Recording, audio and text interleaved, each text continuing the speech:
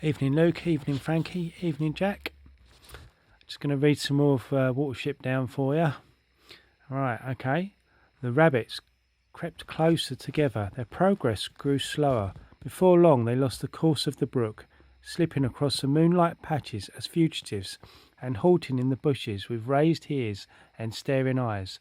The moon was low now, and the light, wherever it slanted through the trees, seemed thicker, older, and more yellow. From a thick pile of dead leaves beneath a holly tree, Hazel looked down a narrow path, lined on either side with fern and sprouting fireweed. The fern moved slightly in the breeze, but along the path there was nothing to be seen except a scatter of last year's fallen acorns under an oak. What was in the bracken? What lay round the further bend? And what would happen to the rabbits who left the shelter of the holly tree and ran down the path? He turned to Dandelion beside him. "You'd better wait here," he said. When I get to the bend, I'll stamp. But if I run into trouble, get the others away." Without waiting for an answer, he ran into the open and down the path. A few seconds brought him to the oak. He paused a moment, staring about him, and then ran on to the bend. Beyond the path was the same, empty in the darkening moon, and leading gently downhill into the deep shadow of a grove of ilex trees. Hazel stamped, and a few moments later Dandelion was beside him in the bracken. Even in the midst of his fear and strain, it occurred to him that Dandelion must be very fast. He had covered the distance in a flash. "Well done," whispered Dandelion. Running our risk for us, are you? Like Hilary." Hazel gave him a quick, friendly glance. It was warm praise and cheered him. What Robin Hood is to the English and John Henry to the Americans, Alahara or Alara is the prince with 1,000 enemies is to the rabbits. Uncle Remus might well have heard of him, but for some of Alara's adventurers are those of Br'er Rabbit for that matter. Odyssey himself might have borrowed a trick or two from the rabbit's heroes, for he is very old and was never at a loss for a trick to deceive his enemies. Once, so they say, he had to get home by swimming across a river in which there was a large and hungry pike. Elora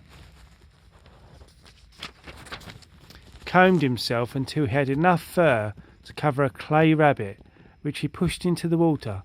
The pike rushed at it, bit it, and left it in disgust.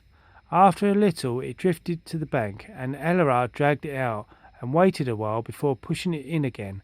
After an hour of this, Pike left it alone.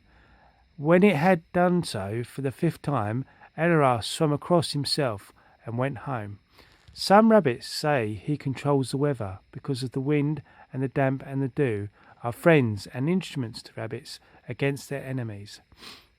"Hazel, we have to stop here," said Bigwig, coming up between the panting, crouching bodies of the others. "I know it's not a good place, but Fiver and the other half-sized fellow you've got here, they're pretty well all in. They won't be able to go on if we don't rest." The truth was that every one of them was tired.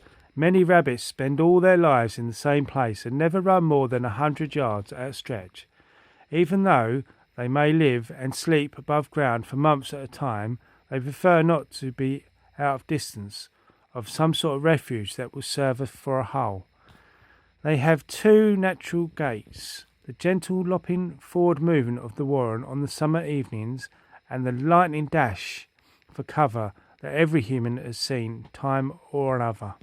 It is difficult to imagine a rabbit plodding steadily on. They are not built for it.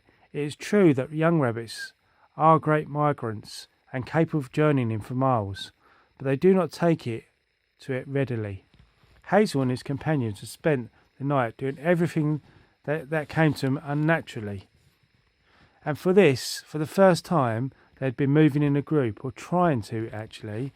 They had straggled widely at times, but they had been trying to maintain a steady pace between hopping and running, and it had become hard. Since entering the wood, they had been in severe anxiety. Several were almost Fawn, that is, in the state of staring, glazed paralysis that comes over terrified or exhausted rabbits.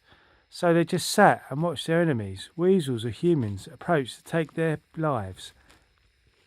Pipkin sat trembling under a fern, his ears drooping on either side of his head, his held with paw forward in a awkward, unnatural way, and kept licking its miserable.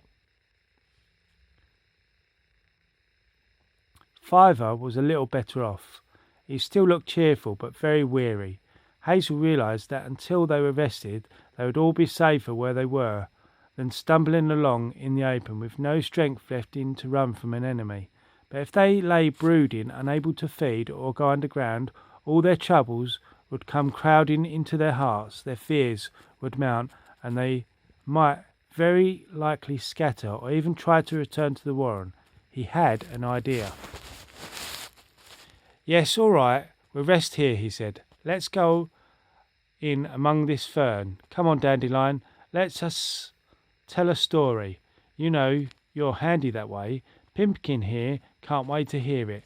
Dandelion looked at Pimpkin and realised what was that Hazel was asking him to do.